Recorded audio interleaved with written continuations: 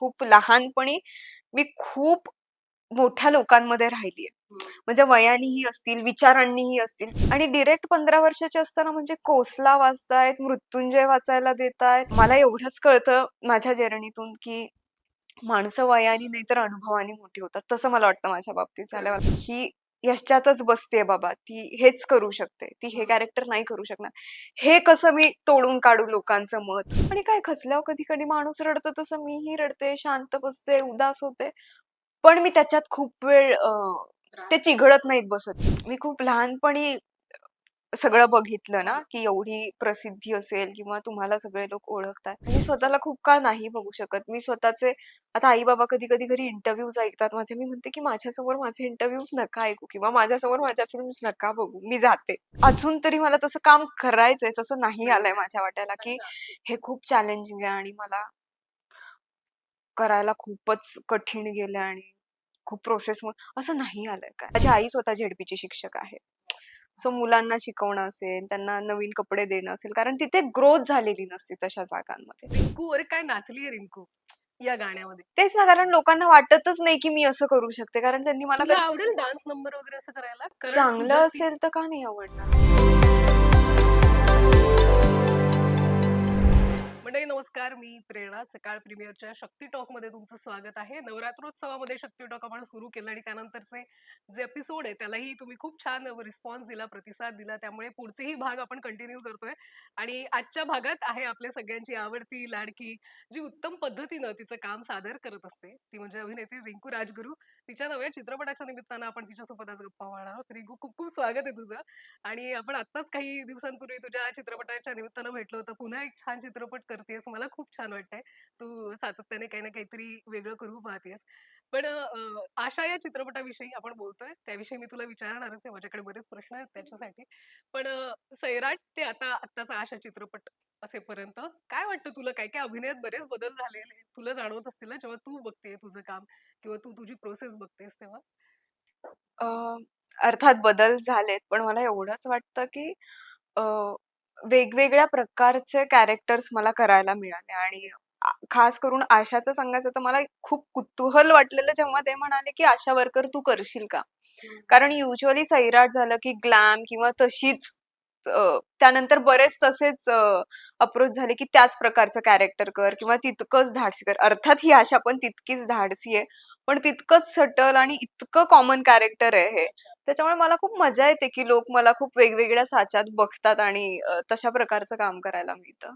तुला जाणवत असेल ना बऱ्याच गोष्टी इम्प्रूव्ह होत आहेत किंवा काय कुठे चुकतंय, याचं सगळ्या गोष्टी तू बघतेस, तू ऑब्झर्व करतेस. तर नाही करत, पण कधी-कधी काम इथे नाही चांगलं झालं, तर आपलं सांगणारे लोक असतात किंवा कधी बघितल्यावरती वाटतं, की हे जरा बरं आणखी झालं असतं. तर पुढच्या वेळी काम करताना मी तेवढी काळजी घेते, की मागच्या वेळी जे आपण केलतं ते रिपीट चूक नको व्हायला. पण मी फारसा असा अभ्यास करून नाही नाही करत. करत आहे. पण मला वाटतं तुला या चित्रपटाचा भाग होऊन खूप छान वाटलं असेल, कारण मला ते जाणवतंय ज्या कॉन्फिडन्सने ते कॅरेक्टर प्रेझेंट होताना दिसतंय, म्हणजे टीजर मध्ये म्हणा किंवा गाण्यामध्ये म्हणा. मला त्याबद्दल जाणून घ्यायला आवडेल.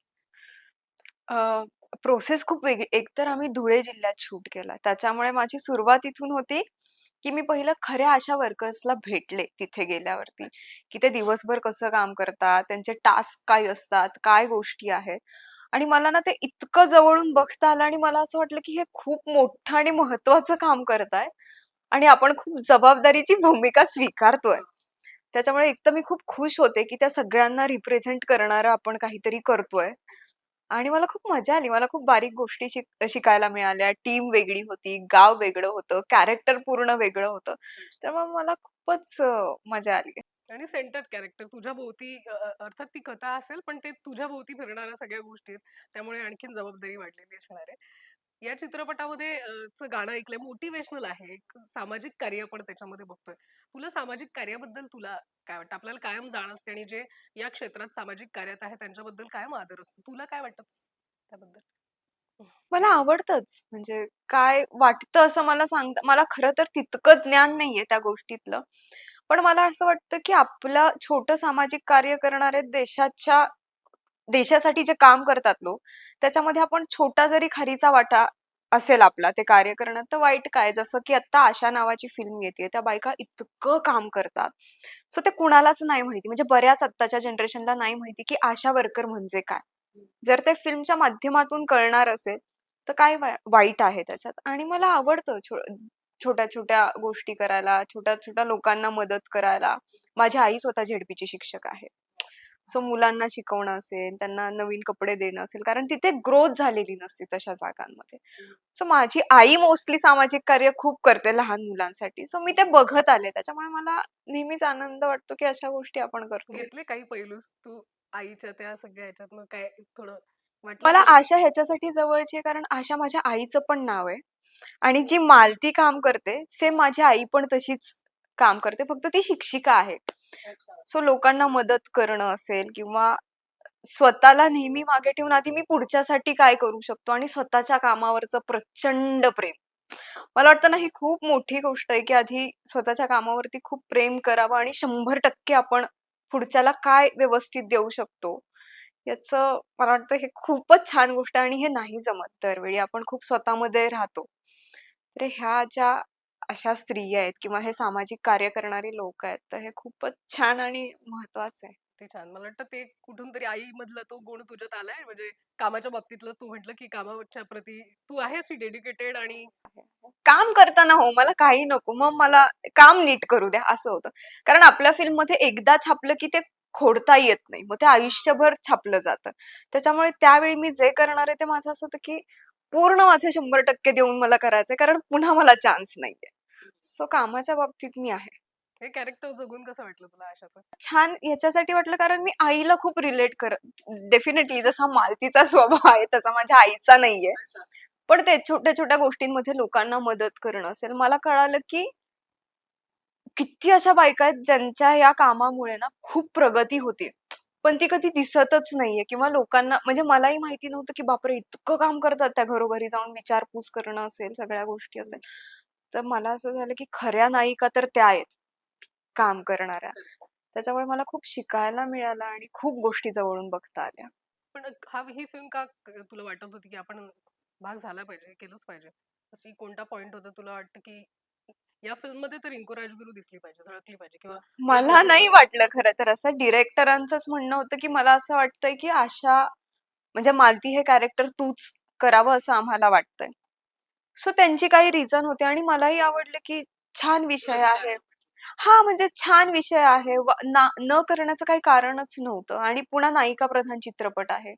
फक्त आशा सेविकेचं नाही तर महिलांविषयीच बोलणारी गोष्ट आहे ना, की काम, संसार, घर सगळंच सांभाळून ती कशी पुढे जाते आणि स्वतःचं अस्तित्व पण कशी टिकवून ठेवते. सो मी पण तशीच आहे. म्हणजे सगळं ठीक आहे, पण आपलं एक अस्तित्व असणं आणि आपलं कामाप्रती एक वेगळं प्रेम असणं पण खूप गरजेचं आहे. सो मला वाटलं, की छान जबाबदारीचं काम आहे, पण एवढ्या सगळ्यांना प्रेझेंट करण्याची जबाबदारी जर मला देतायत, म्हणजे काहीतरी विचार त्यांनी केलाच असेल.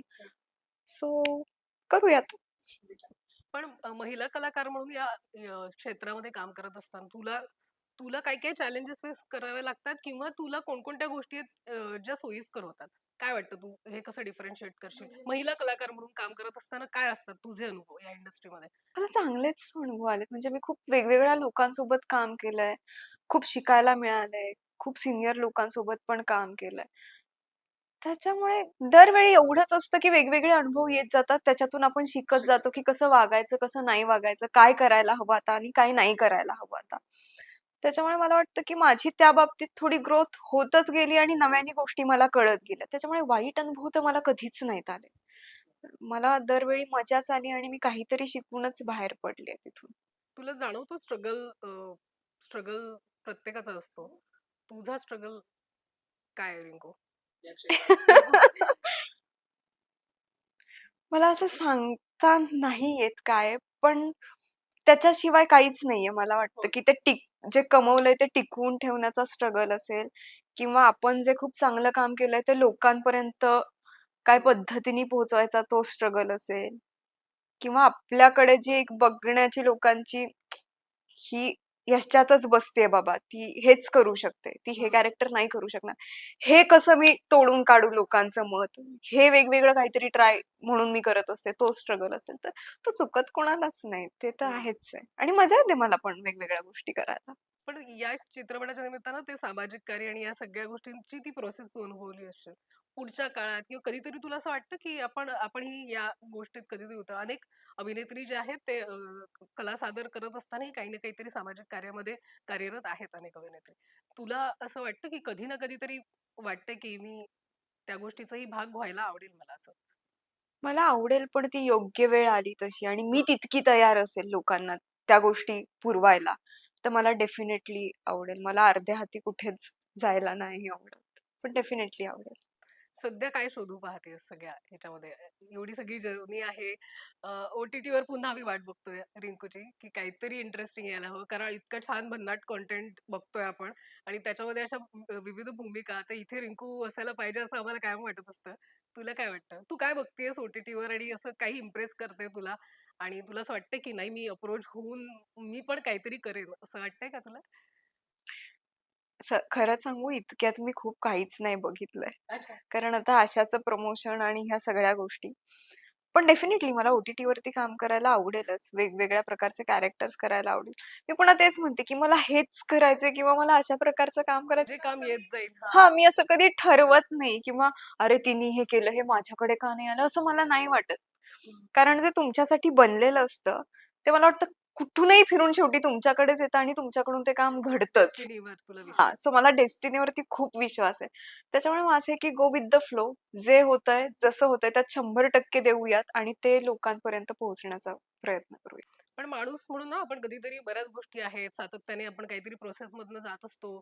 तो स्ट्रगल आहे त्याच्यातनं कधी ना कधीतरी खचतो. तू खचल्यावर काय करतेस? तुला काय मोटिवेट करतं? मी खचल्यावरती आईला फोन करते कुठलीही गोष्ट असेल तर आणि मी तिला सांगते किंवा मी एकटी बसते मग.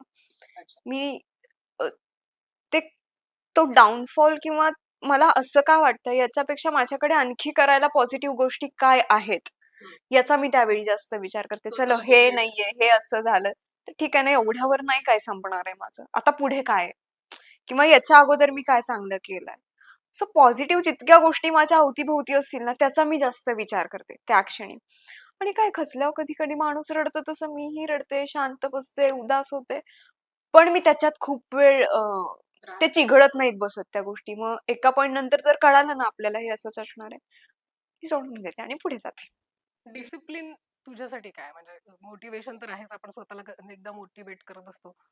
तू तुझ्या कामात त्या गोष्टीचा सातत्याने वापर करते डिसिप्लिन असणं कारण या क्षेत्रामध्ये खूप गरजेचं असतं कलाकार म्हणून. कसं असतं मला माहित नाही, पण माझ्या कामाच्या बाबतीत आणि प्रोसेसच्या बाबतीत मी खूप आहे. म्हणजे त्या वेळा असतील सगळ्या किंवा काम करायची पद्धत असेल किंवा ती प्रोसेस असेल, तर माझी माझी मला एक जी लागते ते मी घेते आणि ते त्याच्यामध्ये जर कोणी आलं तर मग मला नाही. म्हणजे कामाच्या वेळी माझं असं असतं, की जर मी फोकसनी आणि माझ्या ठरवलेल्या पद्धतीने करते ना, प्रोसेसचं मी तुला सांगते. तर तेव्हा मला करू द्यात. On set me directors actor आहे. मग तेव्हा त्यांची फिल्म त्यांना आपल्या माध्यमातून दाखवायची असते. सो डेफिनेटली त्यांना जे हवंय ते मी तिथे करते. पण डिसिप्लिन आयुष्यात खूप महत्वाचं आहे. पण एक असतं ना बाळाचे पाय पाळण्यात दिसतात. लहानपणी तुला असं कधीतरी तू काहीतरी केलं होतं असं वाटतं, की अरे मी हे केलं होतं. आता मला जाणवतं, की हे माझ्यात होतं आधीपासनं. ते तुला तुला तेव्हा जाणवलं होतं किंवा तू तेव्हा काही गोष्टी केल्या होत्यास किंवा काहीतरी ॲक्ट वगैरे असं लहानपणी केलं असशील मी ना? लहानपणापासून डान्स खूप केलाय. म्हणजे मी अंगणवाडी म्हणतात ना, अच्छा. नुकतंच बाळाला शाळेत घालतात, तेव्हापासून जोपर्यंत मी शाळेत होते, हं, हं. तोपर्यंत मी सगळ्या स्पर्धेत भाग घेतला आणि नृत्याची आवड होती तुला अगदी. आणि सगळीकडे मी बक्षिसं मिळवलीत.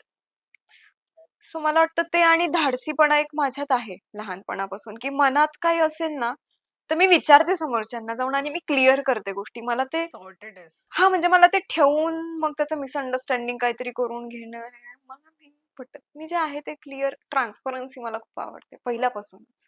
नृत्याची आवड आहे. तुझा एक व्हिडिओ बघितला ज्याच्यात आम्हाला खूप वेगळी रिंकू दिसली आणि अर्थात त्याचं क्रेडिट आशिषलाही तितकंच जातं. आशिष पाटील सोबतचा तो व्हिडिओ प्रचंड लोकांनी मोठ्या प्रमाणात तो बघितलाही.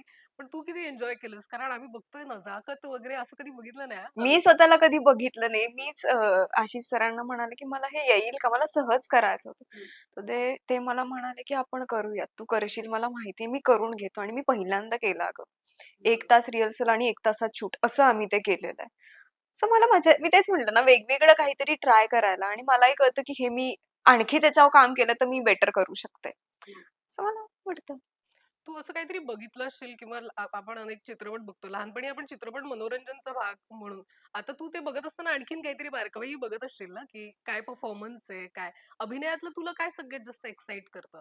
एखादं परफॉर्मन्स बघितलास किंवा तू स्वतःचं काम करत असताना अभिनय क्षेत्राबद्दल तुला काय सगळ्यात जास्त एक्साइटिंग वाटतं? आधीपेक्षा आत्ता फिल्म मी खूप वेगळ्या पद्धतीने बघतेस. बघते. आता मला वन शॉट कळतो, की अरे बापरे! एवढा मोठा होता. हं. सो ती कुठल्या वाक्याला थांबली, तिने कुठल्या वाक्याला रिएक्ट केलं किंवा त्यांनी जे ॲक्टर असतील त्यांनी किंवा काय पद्धतीने त्यांचं कन्व्हर्सेशन आहे. सो आता माझं ह्या गोष्टींकडे जास्त लक्ष जातं. डेफिनेटली शिकण्यासाठीच मी त्या सगळ्यांना ऑब्झर्व्ह करते आणि मला मला विचारलं अभिनय क्षेत्रातलं तर मला सगळ्यात जास्त जे आवडतं ते मला असं वाटतं कमी डायलॉग्स हं. असतानाही तुम्ही जितकं जास्त एक्सप्रेस होता ना, अच्छा. डोळे असतील, बॉडी लँग्वेज असतील, तर ते बघायला मला खूप जास्त मजा येते. न बोलता ज्या फिल्म खूप बोलतात ना, हं. तशा फिल्म्स मला खूप जास्त आवडतात. ते तू तुझ्या कामामध्ये आत्मसात करण्याचा प्रयत्न करतेस? प्रयत्न माझे सगळे चालूच आहेत. सगळ्या प्रयत्नांची प्रोसेस सुरू आहे. तू सगळे प्रयोग करून पाहतेस का? प्रयोग करून नाही पाहत, पण तसं कॅरेक्टर आलं तर आपण ट्राय तरी करतो, की इथे काय मी वेगळं करू शकते. दरवेळी सतत तेच नको म्हणून. तर छोटे-छोटे बारकावे जर मला असं करून बघता आलं, मला तसं करून बघता आलं. डेफिनेटली मी कोणाला कॉपी नाही करत. त्या कॅरेक्टरनुसारच मी पुढे जाते. पण अर्थात तुझी तू एक वेगळी ओळख निर्माण ती आणि केलीस. मी डिरेक्टर किंवा रायटर यांच्यासोबत बोलते, की आपलं कॅरेक्टर असं करू शकतं का? तुम्हाला काय वाटतं? ते जर हो म्हणाले तर करून बघायला काय हरकत आहे. नाही आवडलं तर नको. तू आत्तापर्यंत काय वेगळी प्रेझेंट झालेलीस? तुला असं तुझं केलेलं कोणतं काम असं वाटतं, की मला असं वाटत होतं हे खूप चॅलेंजिंग आहे. पण हे माझ्याकडनं करून घेतलेलं आहे आणि मी जी प्रेझेंट झाल्यानंतर स्वतःला बघितलं ना, तेव्हा मला वाटलंय, की हे खरंच वेगळं झालंय आणि याच्यात खूप एफर्ट्स आणि या सगळ्या देऊन त्या गोष्टी झालेल्या आहेत किंवा एफर्टलेसही झाल्या असतील. चॅलेंज असं मला खूप अजून तरी मला तसं काम करायचंय, तसं नाही नाही. आलंय माझ्या वाट्याला, की अच्छा. हे खूप चॅलेंजिंग आहे आणि मला करायला खूपच कठीण गेलंय आणि खूप प्रोसेस असं नाही आलंय काय. अच्छा. आत्तापर्यंत मला असं वाटतं, की खूप सटल आणि सहज अ, हं. माझ्याकडून घडून गेलंय. माझी इच्छा आहे, की तसं काहीतरी काम यावं, की जिथे मला असं वाटावं, की हे खूपच कठीण आहे आणि मला खूप काम करावं लागणार आहे. सगळे काम माझ्यासाठी कठीण होतेच आणि चॅलेंजिंग असतात, हो. पण तितकं तू जसं म्हणतेय तसं अजून नाही. मला तरी फील नाही झाले अजून स्वतःला तितकं. हिंदीत प्रयत्न करतेस किंवा काय तिथेही ऑफर्स बद्दल तू मला लास्ट टाइम सांगितलं होतंस. पण तू स्वतः काही प्रयत्न करतेस, की तिथेही आपल्याला कारण पॅन इंडिया ऑडियन्स असतो, जो मोठ्या प्रमाणात तुमचं काम बघतो. करतीये तिथेही कामं चालू आहेत. मला वाटतं योग्य वेळ आली की सगळे बाहेर येतील हळू सांगावंस तू काहीतरी रिंकू मला काहीतरी सरप्राईज वरती. 19 डिसेंबरला आशा येतोय. अच्छा. आशाबद्दल बोलूयात आपण. आशा सेविकांबद्दलची कोणती कामं तुला कळाली? अर्थात आपल्याला त्याबद्दल माहिती नसते. हे काम करत असताना या चित्रपटाच्या निमित्तानं तुला असं जाणवलं, की हे खूप मोठं काम आहे. आरोग्याविषयी ते खूप जास्त म्हणजे आता गाण्यात पण शूट करताना अ, मी जितकं बघितलं तितकं त्या घरोघरी त्यांना एरियाज दिलेले असतात ना, तर त्या घरोघरी जाऊन विचारतात पण, की कोणाला काही आजार नाहीये ना, बाळाचं वजन चेक करणं असेल, पोलिओचे डोस जे काही असतं ते देणं असेल, घरात कोणी प्रेग्नंट बाई असेल तर तिची काळजी घेणं असेल, तिला गोळ्या औषधं पुरवणं असेल, तिचं वेळोवेळी चेकअपसाठी तिला बोलवणं असेल. तर आपल्याच घरातल्या माणसाची आपण कशी काळजी घेतो ना, आपली आई किंवा वडील असते, तर तसं ते सगळ्या जगाची किंवा त्यांना जो परिसर दिलेला आहे, तिथे ते सगळ्यांची काळजी घेतात आरोग्याविषयी. किंवा शाळेत जाऊन मुलींना काही गोष्टींचं महत्त्व, पिरियड्स असतील किंवा जे हं, काही मुलींच्या गोष्टी आहेत, त्या गोष्टीविषयी इन्फॉर्मेशन देणं असेल. हं. तर मला वाटतं हे खूप मोठी जबाबदारी आणि मोठं काम आहे, हे सगळं त्यांनी करणं. तर ह्या तुला सगळ्या ते वाटलं असेल ना प्रोजेक्ट आल्यावर, की हे काम पण पोहोचणं गरजेचं आहे. आपण कॅरेक्टर तर करतोय, आपण अभिनय अभिनय क्षेत्रात आहोत, त्यामुळे त्या पद्धतीने एक्सप्लोर करणंही गरजेचं आहे. पण हे काम आहे, ते पोहोचणंही गरजेचं आहे. हे कुठे सामाजिक भानही तुला तिथे असतं. म्हणूनच मला असं वाटलं की आशा करायला हवी. कारण तुला मला माहिती असेल की आशा वर्कर कोण आहे, पण मी पण आत्ताच्याच जनरेशनची आहे. पण आत्ताच्या बऱ्याच मुलांना माहित नाही की म्हणजे काय? त्या काय करतात? त्यांचं काम काय? तर मला वाटतं की फिल्म बघितली ना की त्यांना कळेल की त्या किती महत्त्वाचं काम करतात. सो त्याच्यामुळे एक माझं रिझन होतं की ही फिल्म लोकांसमोर आणणं खूप गरजेचं होतं. आईला काय वाटतंय ते बघून? माझ्या आईला असे विषय खूप आवडतात आणि ती स्वतः सरकारी शिक्षिका आहे. त्याच्यामुळे तिला माहिती की त्याच्यामागचा स्ट्रगल किती असतो, त्याच्यामागचं काम किती असतं. पण ते लोकांपर्यंत पोहोचत नाही. त्यांना तितका मान मिळत नाही अशा ताईंना. सो ती खुश आहे की अशा विषयांवरती फिल्म येतेय. इव्हन ऑडियन्सचा खूप चांगला रिस्पॉन्स आहे मला सोशल मीडियावरती. खूप आशा सेविकांचे मेसेजेस आलेत की त्यांना आता त्यांच्या कामाचा अभिमान वाटतोय वगैरे. सो हे खूप चांगली गोष्ट आईने आहे. काय जे काही ग्लिम्स बघितले त्याच्यावर आई काय म्हणते? तिला आईला मुलीचं नेहमीच कौतुक असतं. तसंच आहे की छान दिसली आहे, छान वाटतंय, चांगली फिल्म आहे, आम्हाला आवडतंय असं बघायला. जे घरचे कधी वाईट बोलतच नाहीत आपल्याला. तो विषय आईशी रिलेटेड असल्यामुळे, तर तिला त्याच्याबद्दल आईशी विषय रिलेटेड नाहीये. आई जे काम करते, हां, तर त्याचं तिला थोडंफार त्याबद्दल कुतूहल असणार आहे. बरोबर. आई आई शिक्षिका आहे आणि आशा वर्कर्स ह्या वेगळ्या आहेत. पण ती ज्या तळमळीने करते ना काम. मुलांसाठी ती तशी तशी भूमिका ही आहे. त्याच्यामुळे काम करताना मला नेहमी आई डोक्यात यायची, की ती मुलांना कशी अ, गल्ल्यांमधून धरून ते आणायची. बघितलंय सगळं आईचं? ती मुलांना पकडून आणायची, ती अंघोळ घालायची, ती नवीन कपडे द्यायची आणि ती शाळेत बसवायची, की अभ्यास करा, शिक्षण महत्वाचं आहे. असं करून तिने मुलांना तिथे शिकवलेलं पण आहे. तर हे मी सगळं जवळून बघितलंय. त्यामुळे शिक्षणाचं महत्त्व तुलाही तितकंच पटवून दिलेलं असणार आहे. डेफिनेटली दोघंही शिक्षक आहेत. त्यामुळे तुलाही शिक्षणाची आवड कलाकार असताना, पण तुला आणखीन काही शिकावंसं वाटतंय, की काही तू त्याबद्दल? मला आता ह्याच्यातच भरपूर शिकावं असं वाटतंय. काय शिकेल तितकं कमी आहे. पण ग्रॅज्युएशन झालंय त्याच्यामुळे मला आता असं आहे, की पुन्हा तेच, की एकाच ठिकाणी कुठेतरी 100% देऊ. एकतर इथे किंवा शिक्षणात आणि शिक्षणात गेलं तर मग इथे फिल्म सोडाव्या लागतील आणि इथे काम केलं तर मला तिथे 100% देता येणार नाही. सो आत्ता मी जे करते त्याच्यात त्याच्यात 100% देऊन तिथे भरपूर शिकूयात असं माझं तरी मत आहे. तुझं काम स्वतः बघते तू रिंकू, काय अॅनलाईज करते किंवा एक झालं की असं की नाही बघायचंय आता? मला नाही तेच होतं. मी स्वतःला पडद्यावर नाही बघू शकत. मला नाही होत. माझं असं होतं, की तुम्ही बघा, मी केले आणि तुम्ही मला सांगा, की काय नाही आवडत आहे आणि काय आवडतंय तुम्हाला त्याच्यावर मी काम करीन. पण तू जेव्हा फिल्मवर मोठ्या पडद्यावर स्वतःला बघते, काय वाटत असतं? मी नाही बघत. नाही बघत तू? मी खूप कमीदा बघते. मी स्वतःला खूप काळ नाही बघू शकत. मी स्वतःचे आता आई-बाबा कधी-कधी घरी इंटरव्ह्यूज ऐकतात माझे. मी म्हणते, की माझ्यासमोर माझे इंटरव्ह्यूज नका ऐकू किंवा माझ्यासमोर माझ्या फिल्म्स नका बघू. मी जाते. अच्छा, कॉन्शियस होतेस तू. हां, मी नाही स्वतःला बघू शकत फार काळ. म्हणजे मी मॉनिटरवर बघीन एखाद्या वेळी जाऊन, की ओके इथे असं करायचंय का सर शूट चालू असताना आणि मी जाऊन करीन. पण स्क्रीनवर सतत नाही होत. या क्षेत्रात काम करत असताना कोणकोणत्या गोष्टी इन्स्पायर करतात तुला माणूस म्हणून, आणि त्याची तुला कशी माणूस म्हणून मदत होत असते? कॅरेक्टर्स मधून म्हणाली तसं मला दरवेळी मी जे काहीतरी करते त्यातून काहीतरी मला घेता येतं. जसं आशाचं मी तुला म्हटलं, की ती तिच्या मतांवर तितकी ठाम असणारी आणि तिच्या कामावरती तितकं प्रेम करणारी किंवा कामाशी खूप प्रामाणिक असणारी मुलगी आहे. तर ही एक गोष्ट चांगली आहे, जी मला घेता येतं, की मी जे काही करीन तिथे मला प्रामाणिकता हवी आहे. काही ठिकाणी मी कामं केली जी खूप हळवी, खमकी असेल. सो छोट्या-छोट्या गोष्टी आहेत ज्या इन्स्पायर करत राहतात कॅरेक्टर्स तुला आणि अवती-भोवतीची माणसं पण करतच असतात काम करताना. त्याच्यामुळे नकळत ते बदल होतात. पण असं एक पॉइंटनी सांगता येत नाही, की हे घेतलंय किंवा या गोष्टींनी इन्स्पायर केलंय. ते लांब गेल्यावरती कळतं, की अरे आता मी अशी वागतेय किंवा आता मी अशी बोलतेय का? ते होत जातं. मी मला इतकं या नाही सगळ्या बघत. तुझ्या उत्तरांवरनं एक गोष्ट कळते, तू फार अॅनलाईज करत नाहीयेस. You are just going with the flow. Correct. आणि जे येतंय ते करूयात, प्रामाणिकपणे करूयात आणि कारण ते खूप पुढचा विचार केला आणि ते नाही झालं तर त्याचा वेगळा त्रास होतो. खरंय. त्यापेक्षा ते नाही केलेलं बरं असतं. अपेक्षा आपल्याच वाढतात. हो, हो. त्याच्यामुळे स्वतःकडूनच अपेक्षा ठेवा, की जे आहे ते 100% करा आणि चांगलं काम करत राहा. नृत्याची आवड कशी निर्माण झाली? काय बघितलं होतं तू? काही नाही मी लहानपणापासून मला जसं चालायला येतंय तसं मी डान्स करते आणि माझे बाबा खूप चांगले डान्सर आहेत. सो त्याच्यामुळे ते तिथून आलं असेल. आई खूप चांगली गाते. सो आमच्या घरी कलाकार आहेतच असेच. म्हणजे ते गायनाचे थोडे गुण, नृत्याचे आणि कंबाईन पॅकेज तू स्वतः अभिनेत्री.